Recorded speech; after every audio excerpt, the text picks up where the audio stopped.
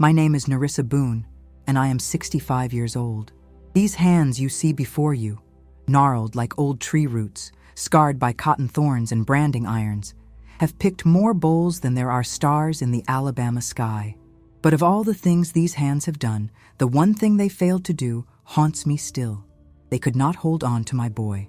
It was August of 1853 when they came for Samuel.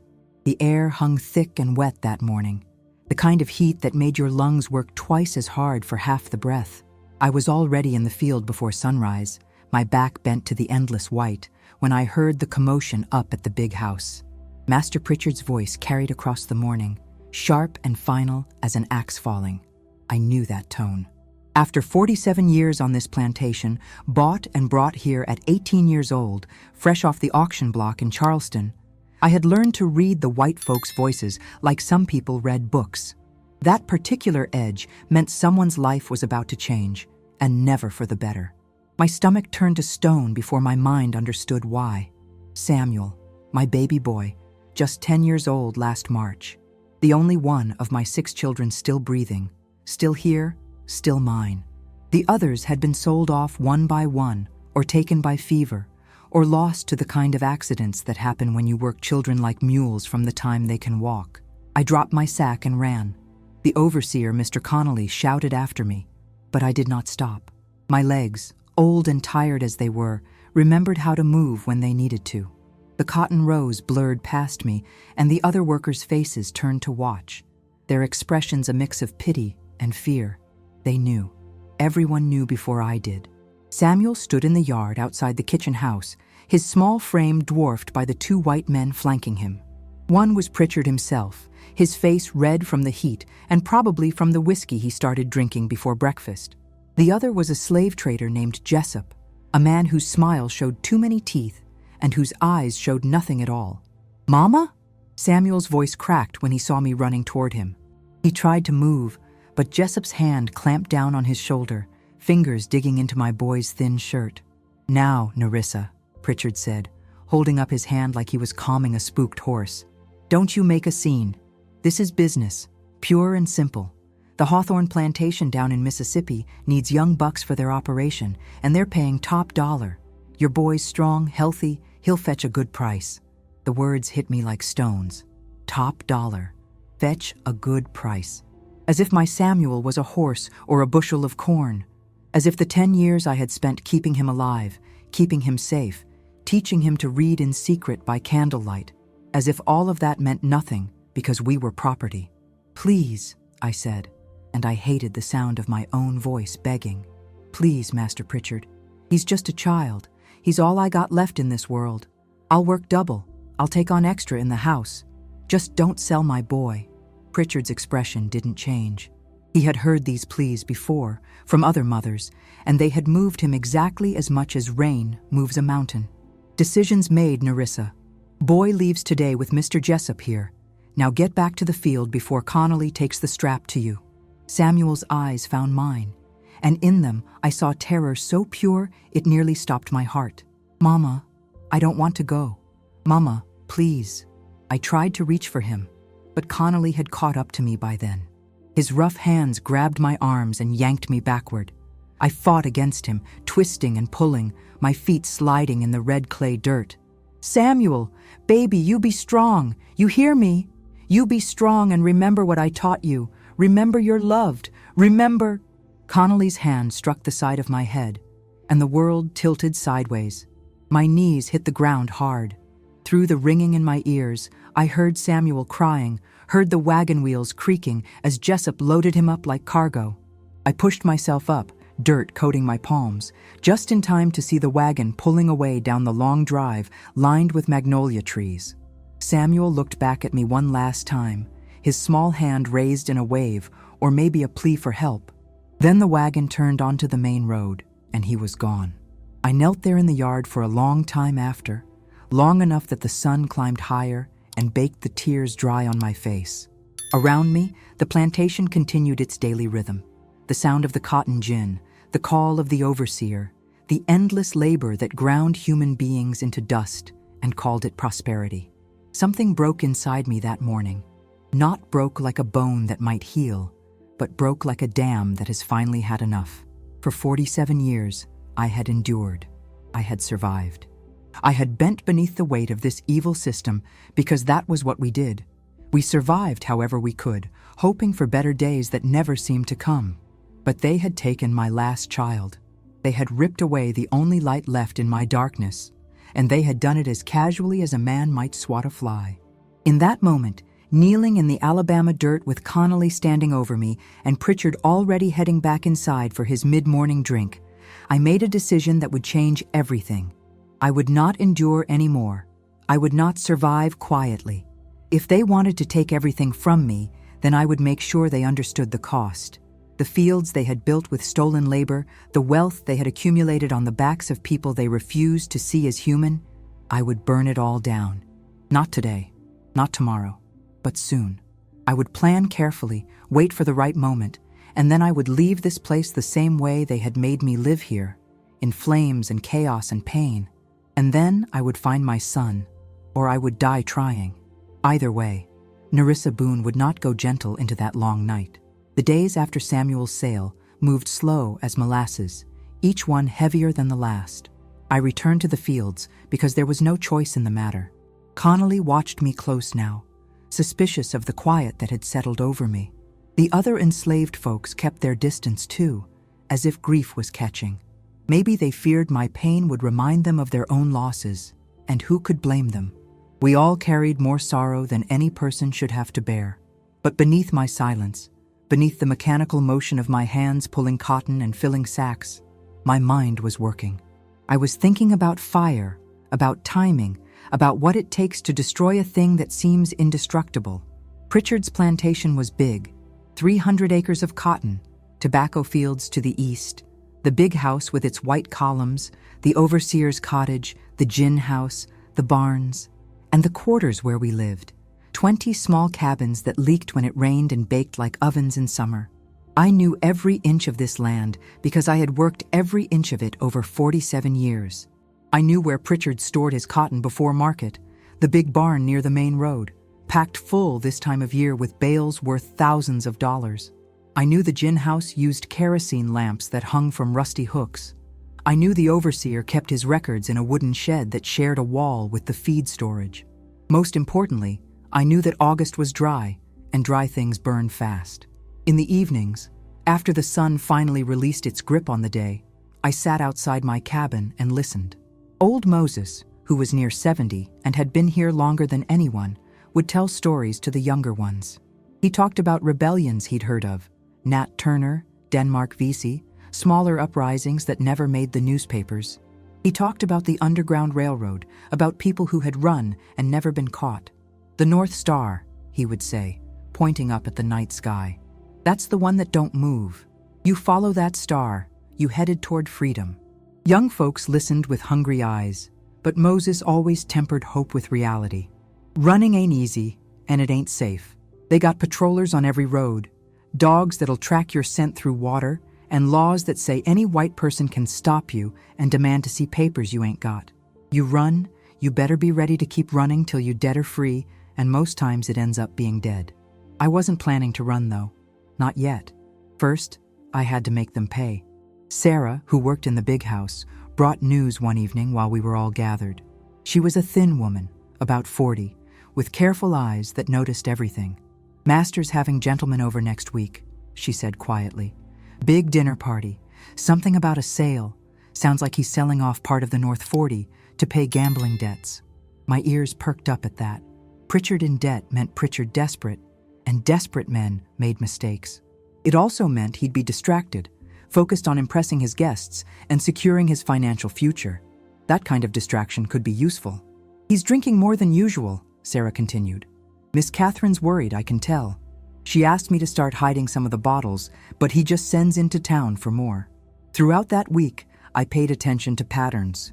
Connolly made his rounds at the same times each day, dawn, noon, and dusk, checking the fields, counting heads, making sure no one was shirking. At night, he retired to his cottage by 9 o'clock, sometimes earlier if he'd been drinking with Pritchard. The dogs, 3 of them, mean things trained to track runaways, stayed kennelled near the overseer's cottage, but they slept sound after their evening feeding. Pritchard kept a small arsenal in the big house. I'd seen it once when I helped carry furniture during a cleaning. Rifles, pistols, powder, shot. But he kept the key on a ring that never left his belt, and the gun room was always locked. I wouldn't be able to get to those weapons, which meant I'd have to do this without them. The pain of Samuel's absence hadn't dulled any. If anything, it sharpened each day. At night, I'd lie awake in my cabin, remembering his laugh, the way he'd run to me after finishing his chores, the questions he'd ask about everything. Why's the sky blue, Mama? How come birds can fly and we can't? If we ain't supposed to read, how come reading's so important? That last question haunted me. I had taught him letters in secret, using a primer I'd stolen from the big house years ago. It was illegal, dangerous. Enslaved folks caught reading could be whipped or worse. But I'd done it anyway, because I wanted my boy to have something they couldn't take away. Knowledge, understanding, the ability to see that the world was bigger than this plantation, bigger than the lies they told about us being less than human. Now, he was gone, and I didn't know if I'd ever see him again. Mississippi was far, and the Hawthorne plantation might as well have been the moon. Even if I could find it, even if I could get to him, what then? 2 enslaved people running together would be caught twice as fast, but I had to try. That was the thing burning in my chest, hotter than any fire I planned to set. I had to try, because trying was all I had left. Even if I failed, even if it killed me, at least Samuel would know that his mother hadn't given up on him. At least he'd know he was worth fighting for. On Sunday, the one day we weren't worked quite as hard, I walked the property. I did it casual-like, as if I was just stretching my legs, nodding to people I passed. But I was mapping. The barn where the cotton was stored sat about 200 yards from the big house, close enough to be watched, but far enough that a fire might spread before anyone noticed. The gin house was near the barn, all that machinery and oil and wood. Between them ran a fence line with dry grass growing tall. The wind usually came from the south in August, which meant a fire starting at the barn would push north toward the tobacco fields and away from the quarters. That mattered. I didn't want to burn out the people who'd suffered alongside me. This was about Pritchard, about the system, about sending a message written in ash and smoke. 3 days before his dinner party, I started gathering what I needed. A tin of kerosene I siphoned from the lamp in the gin house when no one was looking. Cotton scraps and kindling that I hid beneath my cabin. A flint stone I'd had for years. It wasn't much, but it would be enough. The night before the party, I barely slept. I thought about my other children. Mary, sold when she was 8. Thomas, dead at 6 from fever. Little Rose, stillborn. James, sold at 12. Ruth, who died at 14, giving birth to a baby that didn't survive either. I thought about my mother, who I'd been separated from when I was 15 and never saw again. I thought about all the generations of pain, all the mothers and children torn apart, all the lives stolen and ground to nothing. And I thought about Samuel, my last baby, scared and alone on some plantation hundreds of miles away, probably wondering why his mama hadn't saved him. "I'm coming, baby," I whispered into the darkness of my cabin. "I don't know how yet, but I'm coming. And before I do, I'm going to make sure they remember what they done. I'm going to make them pay." The August night pressed down heavy and hot, full of cricket song and the distant call of an owl. Somewhere in the darkness, a mockingbird sang, mixing together all the different songs it had learned, making something new from borrowed pieces. I listened to that bird and thought about how even in captivity, even in darkness, some creatures still found ways to sing. Tomorrow night, I would sing my own song, and it would be written in fire. The dinner party started at 7 o'clock on Saturday evening. From my cabin, I could see the big house lit up like a riverboat, every window glowing yellow. Carriages rolled up the drive, Pritchard's wealthy friends arriving in their fine clothes, their wives in silk dresses that cost more than a human being on the auction block. The sound of their laughter carried across the darkening fields, light and careless as wind. Sarah and 3 others from the quarters had been pulled into the big house to serve. They'd be busy all night, carrying plates and pouring wine, standing silent and invisible while the white folks ate and drank and talked about crops and prices and politics. They wouldn't notice what was happening outside until it was too late. I waited in my cabin until full dark, until the moon rose thin and bright. Through my window, I watched Connolly making his final rounds, lantern swinging as he counted cabins and checked locks. He passed my door without stopping, just another slave woman settling in for the night, too old to cause trouble. Around 9:30, his cottage went dark. I gave it another hour, listening to the plantation settle into its nighttime rhythms. The sounds from the big house continued. Music now, someone playing piano, more laughter. Perfect. Let them celebrate. Let them feast and drink and congratulate themselves on their prosperity. Let them enjoy it while it lasted. At 10:30, I moved. The tin of kerosene was hidden beneath my mattress, along with the cotton scraps and kindling. My hands shook as I gathered everything into a cloth sack. Not from fear. I'd moved past fear days ago. This shaking came from something deeper. Righteous anger that had been building for 47 years, compressed and concentrated until it was hard as diamond. I slipped out of my cabin into the warm night. The quarters were quiet, most folks already asleep after another brutal day in the fields. A few doors down, I could hear old Moses snoring. Somewhere a baby fussed briefly before going silent. Normal sounds. The last normal sounds this plantation would hear. The route I'd planned took me along the tree line, staying in shadows, moving slow.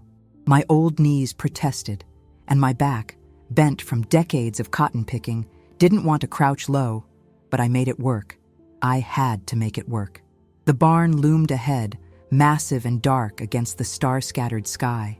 No lights, no guards. Why would there be?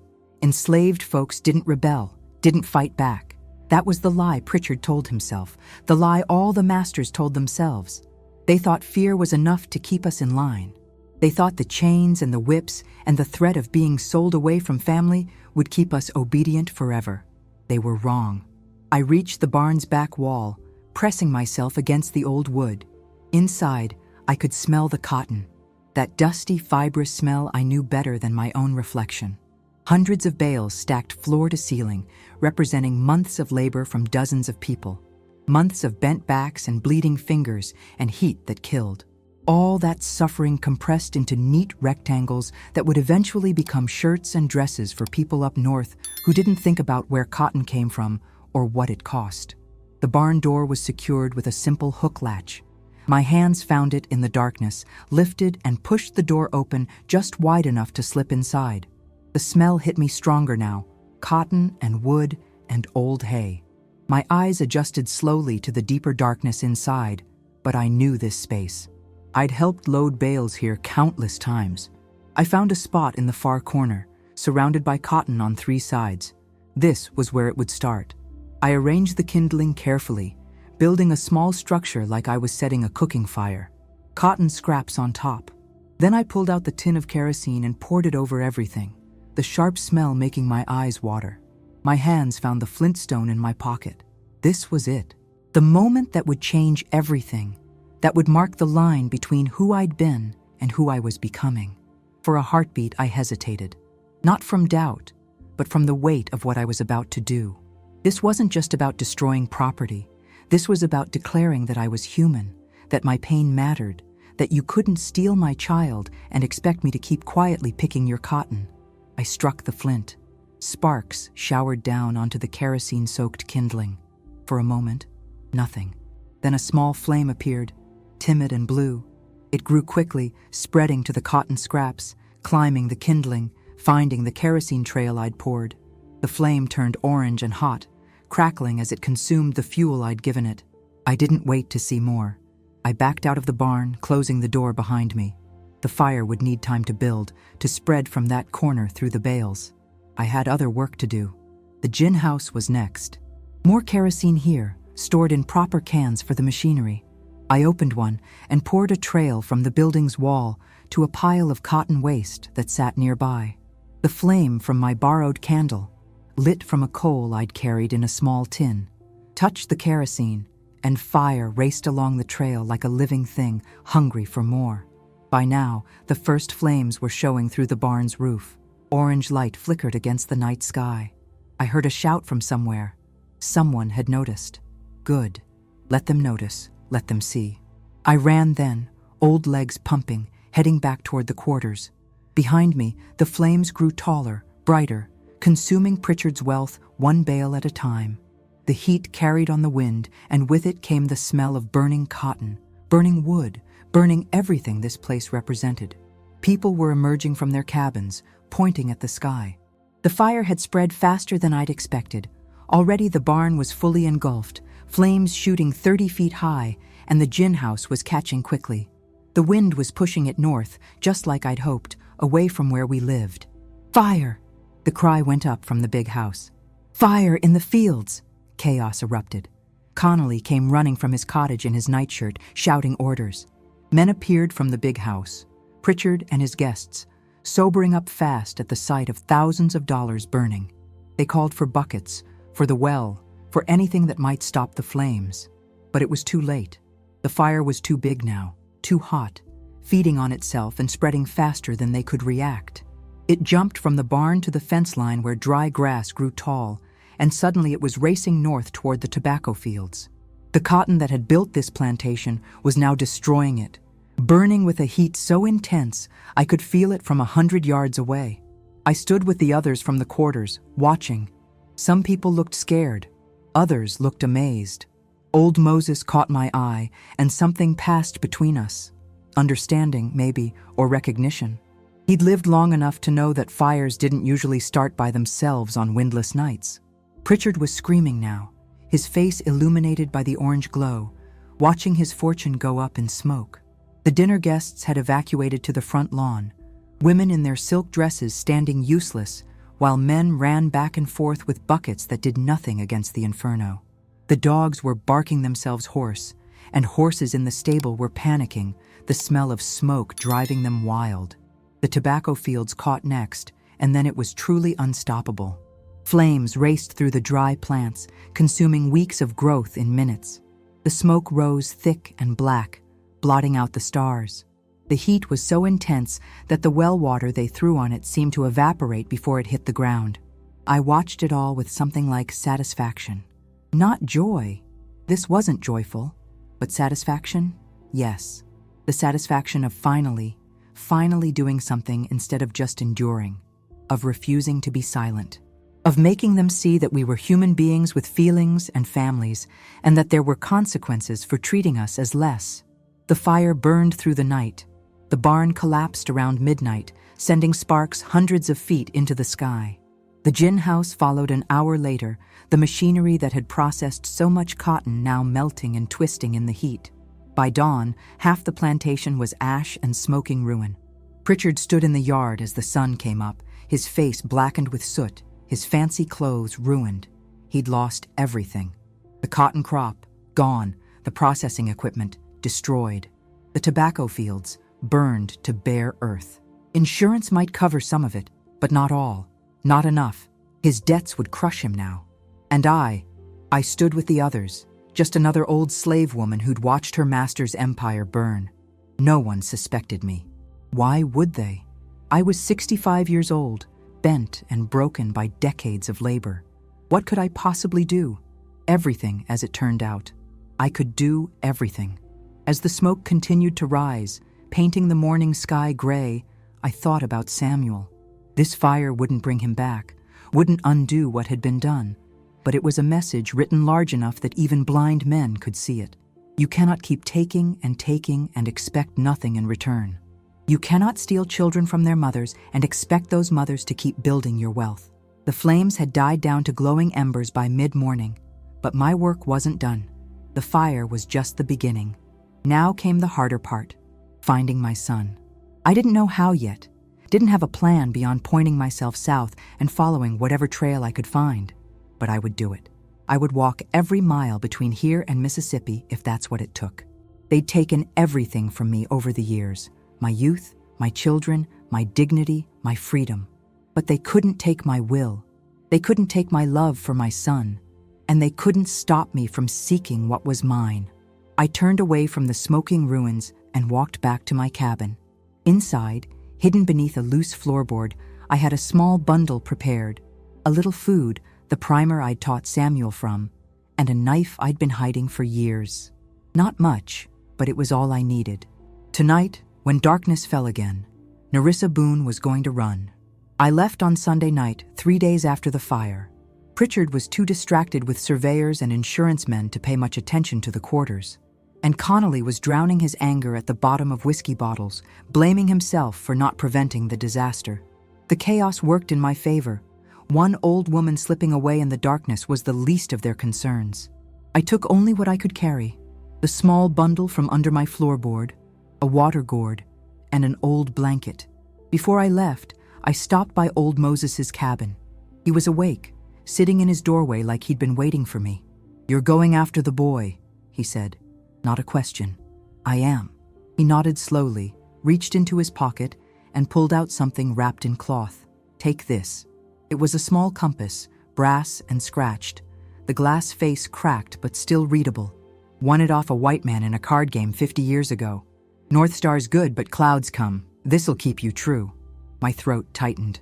"Moses, I can't." "You can and you will. I'm too old to need it now, but you got miles ahead of you. Take it, Nerissa. Find your boy." He paused, then added quietly, "And when you do, don't come back here. Find free soil and stay there." I hugged him, brief and tight, then disappeared into the darkness before I could cry. The first night was the hardest. Every sound made me jump. Every shadow looked like a patroller. I stayed off the roads, moving through woods and fields, using the North Star and Moses's compass to keep me heading southwest toward Mississippi. My old body protested every step, knees aching, back screaming, feet already developing blisters. But I pushed through. Pain was temporary. Missing my son was forever. By dawn, I'd put maybe 8 miles between myself and the plantation. Not far enough. I found a creek with heavy brush on both banks and waded upstream for a while, trying to confuse any dogs they might send after me.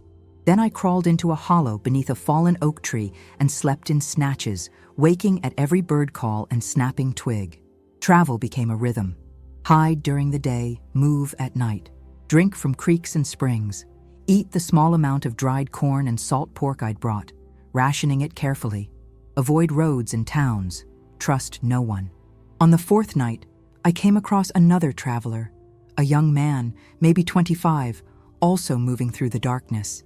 We froze when we saw each other, both ready to run. Then he spoke, voice barely a whisper. "You running north?" "South," I said, "looking for my son." His eyes widened with surprise, then something like respect.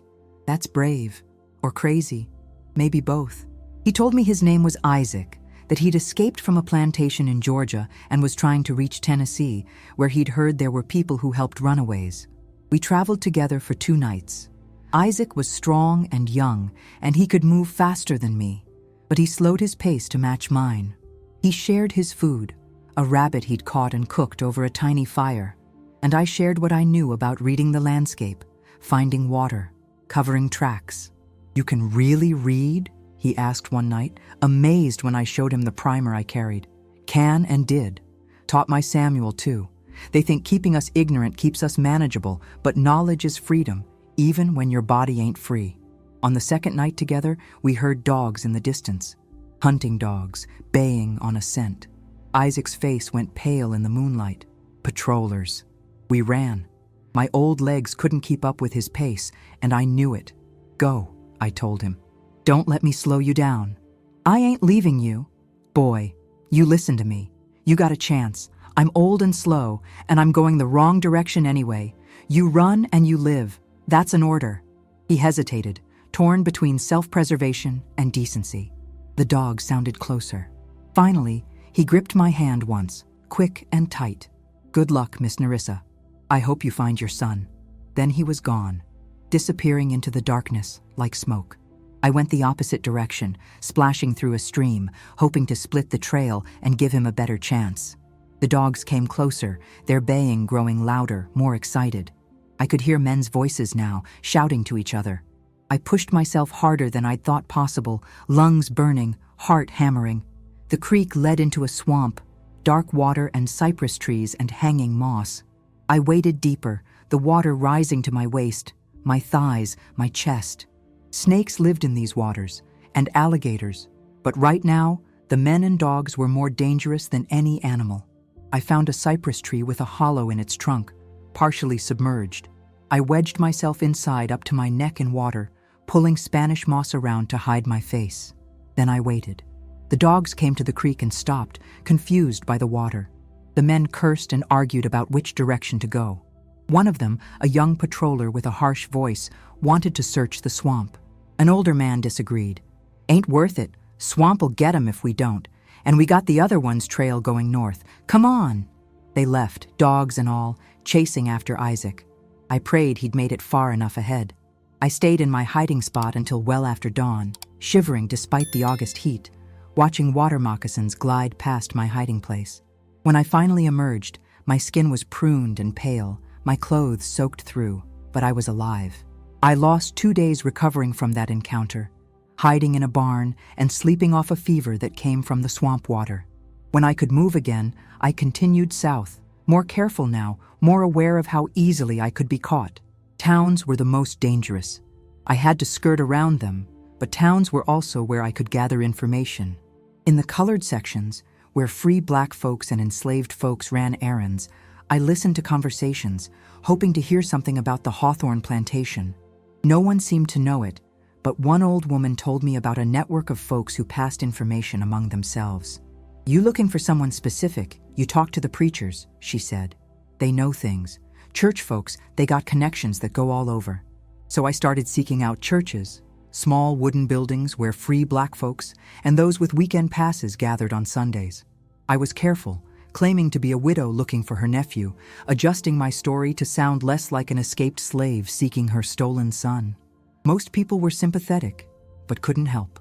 Mississippi was big, and plantations were everywhere. 3 weeks into my journey, exhausted and running out of food, I met a preacher named Reverend Thomas in a small church near the Alabama-Mississippi border.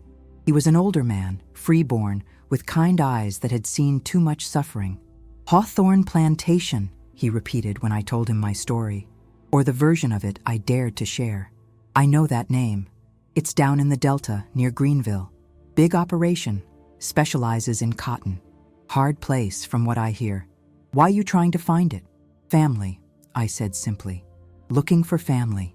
He studied me for a long moment, and I could see him piecing together the truth, that I was running towards something rather than away, that I was older than most runaways, that this was about love rather than just freedom.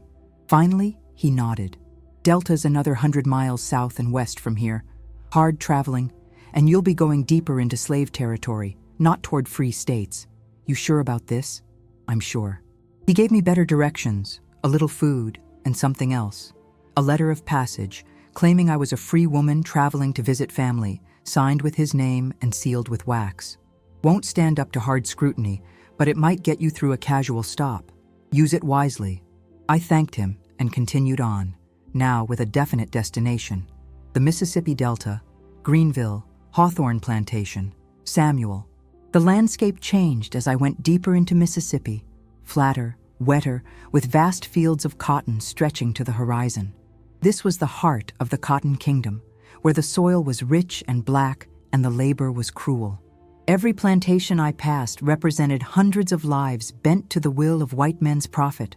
I thought about giving up more than once, thought about how impossible this was, how foolish.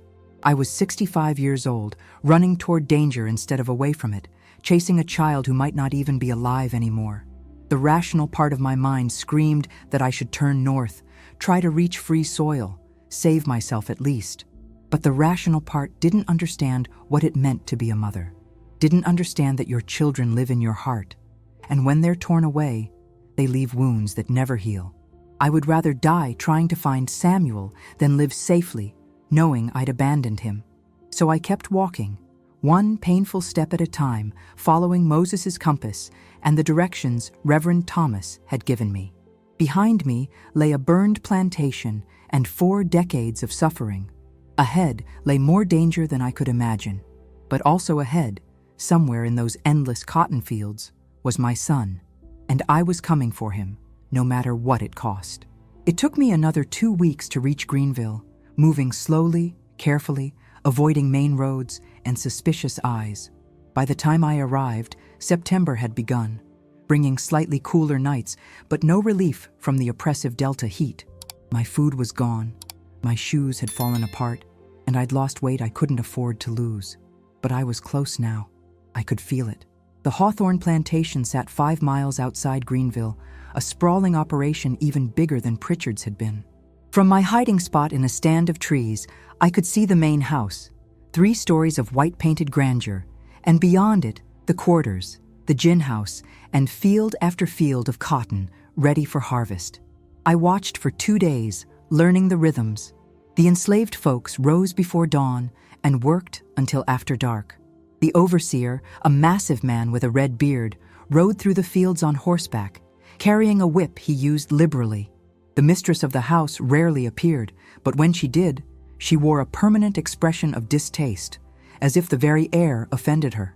And somewhere among those hundreds of enslaved people was Samuel, my boy. So close I could almost feel him. The problem was access. I couldn't just walk onto the plantation and ask for him. I needed a plan, a reason to be there that wouldn't raise immediate suspicion. The letter from Reverend Thomas might help, but it was a fragile shield at best. On the 3rd day, opportunity arrived in the form of a cart from town delivering supplies. I watched the driver, a black man, probably free or hired out, bring flour and salt and other goods to the kitchen house. When he left, heading back toward Greenville, I followed at a distance until the plantation was out of sight. Then I stepped onto the road ahead of him. The driver pulled up short, wary. "Who are you?" "A woman looking for work," I said. "Or information, maybe both. I can pay." I pulled out one of the coins I'd been carrying, money I'd stolen from Pritchard's big house before I left, a small theft after a lifetime of being stolen from. His eyes flicked to the coin, then back to my face. "What kind of information?" "I'm looking for a boy, 10 years old, named Samuel. He was sold to the Hawthorne place about 6 weeks ago from a plantation in Alabama. You know anything about that?" The driver's expression shifted, still cautious but less hostile. "Why are you looking for him?" "Because he's my son." We stared at each other for a long moment. Finally, he nodded slowly. There was a group that came in around that time. Young boys, bought for field work. They put him in the south quarters, last row of cabins. Don't know names. Master Hawthorne's got near 400 people working his land. Hard to keep track. 400 people. An ocean to search through, but it was a starting point. "Is there any way I could get close? Maybe work in the kitchen or—" "You're running, ain't you?" he interrupted. "Running towards something, which is even crazier than running away. Lady, you got courage, but you also got a death wish. They catch you on that plantation without papers. They'll sell you so fast your head'll spin. Or worse. I know the risks. Tell me anyway." He sighed, looked around to make sure we were alone, then spoke quietly. "Saturday nights, they sometimes let folks from other plantations visit the quarters. Socializing, they call it. Lets people find spouses, keeps everyone from getting too restless. If you could pass as someone from another place, you might could slip in then. But you'd need a story, and it'd have to be good," I thought quickly. "I could say I'm from the Patterson plantation north of here, looking for my brother who was sold away years ago. Old woman, mostly harmless, just wanting to find family before I die. Patterson's real at least, they might believe it, but Saturday's 4 days away, and where you gonna stay till then? Can't just camp in the woods. Patrollers run these roads regular." We worked out a plan. He knew a woman in Greenville's colored section, name of Clara, who sometimes sheltered people in need. She asked no questions and expected no explanations, just helped where she could. He'd take me there, and I'd wait until Saturday. Clara turned out to be a heavy-set woman in her 50s, freeborn, who ran a small boarding house for black travelers. When the driver explained my situation, vaguely, carefully, she just nodded and showed me to a small room in the back. "Stay out of sight during the day. White folks come around. You're my cousin from up Natchez way. Got it?" Those 4 days were the longest of my journey. Being so close to Samuel but unable to reach him was agony. I spent the time resting, healing, preparing. Clara fed me real food, cornbread and greens and even a little chicken, and my body began to recover some of its strength. She also gave me a clean dress, patched but respectable, and a headscarf to cover my gray hair. "You look determined," Clara said one evening. Determined folks either succeed or die. Not much middle ground. I know. Your boy. If you find him, what then? You can't just take him and walk out. I'll figure that out when I see him. First, I need to know he's alive and all right. After that, I trailed off, because honestly, I didn't know what came after. I'd been so focused on getting here that I hadn't let myself think beyond this moment. Saturday arrived cool and clear. Clara walked with me part of the way toward the hawthorn plantation, then pointed out the road. Follow that another 2 miles. When you see the oak tree split by lightning, turn left. That'll take you to the quarters. And Nerissa? She gripped my hand briefly. Good luck. I hope you find him. I reached the plantation as dusk was settling, that golden hour when shadows grow long and the heat finally breaks. People were gathering outside the quarters, men and women from other plantations, visiting like the driver had said. I joined the stream of visitors, keeping my head down, trying to look like I belonged. No one stopped me. No one questioned. I was just another old black woman, invisible in the way we'd all learned to be invisible to survive. The south quarters were exactly where the driver had said, a row of cabins at the far end of the settlement. Young people were everywhere, some still wearing the awkward, too aware look of those recently sold and separated from everything they knew. My heart pounded as I moved among them, searching faces in the dimming light, and then I saw him. Samuel sat on the steps of a cabin, alone, staring at nothing. He looked thinner, his clothes ragged, his face dirty, but it was him, my baby, my boy, alive. I walked toward him slowly, afraid he'd disappear if I moved too fast, afraid this was a dream and I'd wake up back in Alabama. He didn't look up until I was right in front of him. When his eyes met mine, they went wide with shock. Mama? His voice cracked. Mama, is that really you? I dropped to my knees in front of him, not caring who saw, not caring about anything except touching my son, making sure he was real. It's me, baby. It's really me. I came for you. I came to find you. He fell into my arms and we held each other while he cried against my shoulder. He felt so small, so fragile, thinner than when they'd taken him, worked already to the edge of what a child's body could endure. Around us, people glanced over, some with curiosity, some with understanding, but no one interfered. They knew what this was. They'd all lost family themselves. I thought I'd never see you again, Samuel whispered. I thought you forgot about me. Never. Not for 1 second. I burned down Pritchard's plantation and walked 100 miles to find you. You're my son, Samuel. I will always come for you. We had maybe an hour before visiting time ended and outsiders would be expected to leave. We spent it talking, catching up, me memorizing every detail of his face, his voice, how he'd grown even in 6 weeks. He told me about the hawthorn plantation, the long hours, the cruel overseer, the other boys who'd been bought with him. Some were kind, helping each other survive. Others had turned mean, lashing out because they were hurt and scared. I remembered what you taught me, he said quietly, about being strong, about reading. I still remember the letters, Mama. I practiced them in the dirt when nobody's watching. Pride swelled in my chest. That's good, baby. That's real good. Don't you ever forget. Too soon. The overseer's bell rang, signaling the end of visiting hours. My heart sank. I'd found Samuel, but now I had to leave him again. The unfairness of it, the cruelty, made me want to scream. What do we do now? Samuel asked, clutching my hand. You can't leave me here again. Please, Mama, don't leave me. I looked at my son's face, saw the fear and hope warring in his eyes, and made a decision. I'd come this far, risked this much. I wasn't leaving without him, not again, not ever. We run, I said simply. Tonight, we run together and we don't stop until we're free. The plan was desperate and dangerous, but it was all we had. I told Samuel to pretend to go to sleep like normal, then slip out after the cabins went dark. We'd meet at the edge of the quarters near the tool shed, then make for the woods together. It wasn't sophisticated, but sophisticated plans required time we didn't have. I left with the other visitors, walking slowly toward the main road. But instead of continuing toward town, I circled back through the trees, using the darkness and my knowledge of how plantations worked to stay hidden. I found a spot near the tool shed and waited, watching the moon rise and the quarters settle into night. Around midnight, a small shadow detached from one of the cabins and crept toward me.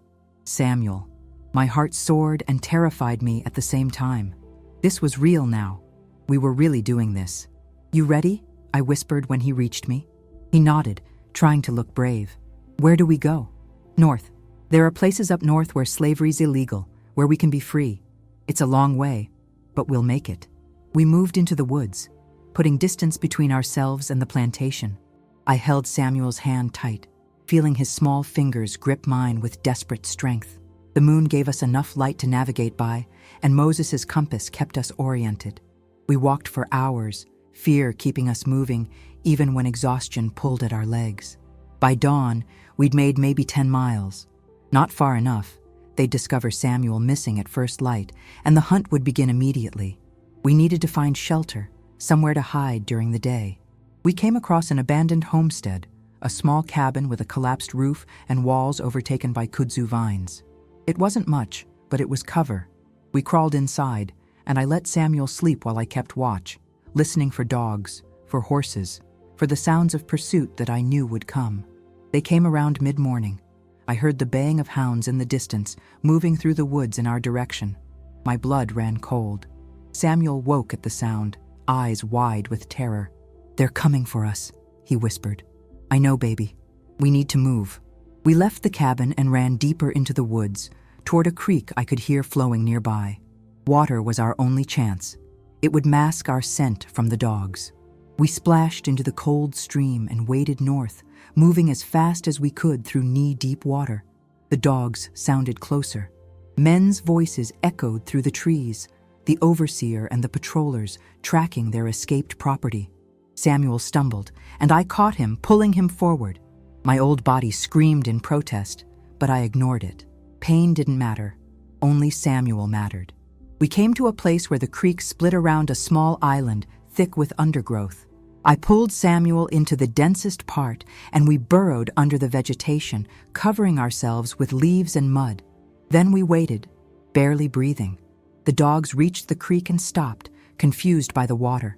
The men cursed and argued about which direction to search. One of them, the red-bearded overseer, was insistent. "They came this way, I know it. Spread out and search both banks." Men splashed through the water around us. One passed within 5 feet of our hiding spot, close enough that I could see the mud on his boots. Samuel pressed his face against my chest, trembling. I held him tight and prayed to a God I wasn't sure listened to people like us. After what felt like hours, the search party moved on, following the creek in the wrong direction. We stayed hidden until the sounds faded completely, then cautiously emerged. We were soaked, covered in mud, and shaking from fear and cold, but we were alive and still free. "We can't stop," I told Samuel. "They'll keep searching. We need to put as many miles behind us as we can." We traveled for 3 more days, hiding during daylight, moving at night. I shared what little I knew about survival, how to find edible plants, how to navigate by stars, how to move silently through the woods.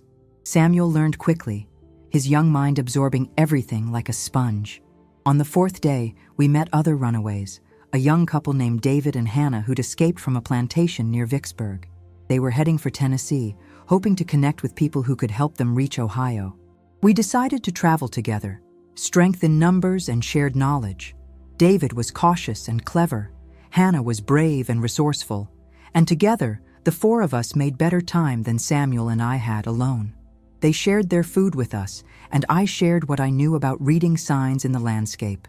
We became a small family of the desperate and the determined. 2 weeks into our journey together, we reached Tennessee. The landscape changed. More hills, thicker forests, cooler air. We were making progress, but the danger hadn't lessened. Tennessee had its own patrollers, its own slave catchers who made money hunting people like us. Near Chattanooga, we found help. A Quaker family, the Robertsons, who were part of the Underground Railroad. They hid us in their barn for 3 days, fed us real food, gave us clean clothes, and shared information about safe routes north. Mrs. Robertson wept when I told her our story, when she saw Samuel and understood what we'd risked. "You're so close now," she said.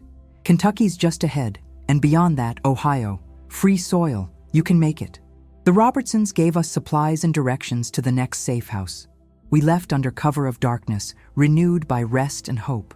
For the first time since this journey began, I allowed myself to believe we might actually succeed. We crossed into Kentucky in early November. The weather had turned cold, and we were woefully unprepared for it. Samuel developed a cough that worried me. David and Hannah argued about whether to risk traveling by day to make better time. Tensions ran high as exhaustion and fear took their toll. Near Louisville, our luck ran out. We were crossing a road at dawn when a patrol spotted us. There was no time to hide, no time to run. 4 men on horses surrounded us within minutes, rifles pointed at our chests. "Well, well," their leader said, grinning. "Looks like we caught ourselves some runaways. That's good money right there." They bound our hands with rope and loaded us onto a wagon. Samuel was crying, and I couldn't comfort him with my hands tied. David and Hannah sat in stunned silence, their dreams of freedom crumbling. We'd come so far, survived so much, only to be caught mere miles from the Ohio River and freedom beyond. They took us to Louisville and locked us in a holding pen, a filthy room in the back of a slave trader's office, barred and guarded. We'd be held there until our owners could be contacted and come claim their property. Or worse, we'd be sold again, sent even deeper into the South. That night, sitting in that cell with Samuel pressed against my side, I felt despair like I'd never known. I'd failed. After everything, the fire, the long journey, the close calls and small miracles, I'd failed to save my son. "I'm sorry, baby," I whispered. "I'm so sorry." Samuel lifted his head, and in the dim light from the barred window, I saw something unexpected in his eyes. Not defeat, but determination. "You didn't fail, Mama. You came for me. You walked 100 miles and burned down a plantation for me. Nobody's ever loved me like that. Whatever happens now, I'll always know you fought for me. That matters. That matters more than anything." His words broke something open inside me. Not despair, but a different kind of strength. He was right. We might not make it to freedom, but we'd tried. We'd refused to accept what they told us we were. We'd claimed our humanity and fought for each other. That mattered. That would always matter. 2 days later, something unexpected happened. Mrs. Robertson, the Quaker woman who'd sheltered us, appeared at the slave trader's office with a lawyer. They argued with the trader, showed papers, made claims I couldn't quite hear through the walls. There was shouting, threats, but Mrs. Robertson's voice never wavered. Hours later, the cell door opened. The trader stood there, furious but defeated. "You're free to go. All of you. This woman's bought your freedom, paid your owners what they claimed you were worth, plus the reward for your capture. You're legally free now." I couldn't comprehend it. Couldn't understand how this was possible. Mrs. Robertson explained later, tears in her eyes. "When you didn't arrive at the next station, we knew something had gone wrong. We have people watching the jails and holding pens. When they reported 4 captured runaways matching your descriptions, I contacted our network. We raised money from our congregation, from abolitionists, from people who believed this evil system must end. It took every penny we could gather, but we bought your freedom, all 4 of you." She handed us papers, manumission documents, legal and binding. We were free, actually, truly free. Samuel and I crossed into Ohio a week later, walking across a bridge over the Ohio River in broad daylight, no longer hiding, no longer running. David and Hannah came with us, and together we made our way to a community of free Black folks who helped formerly enslaved people start new lives. It wasn't easy. Freedom came with its own challenges, finding work, dealing with prejudice that existed even in free states, learning to navigate a world we'd never been prepared for. But we faced those challenges together, as free people, as a family. Samuel went to school for the first time in his life. He learned to read properly, not just the letters I'd taught him in secret, but whole books. He was smart, hungry for knowledge, determined to make something of the freedom we'd fought for. I found work as a domestic, and later, when I was too old for that, the community supported me. I spent my final years telling our story to anyone who would listen, to abolitionists, to journalists, to young people who needed to understand the true cost of slavery. I'm 81 years old now as I write this, 26 years after that August night when I set fire to Pritchard's plantation. Samuel is a grown man with children of his own, teaching school and working to help other escaped slaves find their way to freedom. David and Hannah live nearby, farming their own land. We're still family, bound by what we survived together. The country is at war with itself now, the Civil War they're calling it, North against South, fighting over whether human beings can be property. I'm too old to fight, but Samuel wants to join the Union Army, wants to help end the system that nearly destroyed us. I'm proud of him and terrified for him in equal measure. Sometimes I think about that night I left the fields burning behind me. It didn't end slavery. It didn't even truly hurt Pritchard. He rebuilt eventually, bought more enslaved people, kept profiting from suffering. But it mattered to me. It was the night I stopped being property and became a person again. The night I chose resistance over submission. And everything that came after, the long journey, the terror and hope, the freedom Samuel and I found, all of it started with that fire. They took my son from me, and I burned their world down. Then I walked through the ashes and took him back. That's the story I'll leave behind when I'm gone. That's the truth I want people to remember. We were human beings. We loved our children. And when pushed far enough, we fought back. Some fires destroy, but some fires purify. Some fires clear the ground so new things can grow. The fire I set that August night was both destruction and creation, ending and beginning, all burning together in the Alabama dark.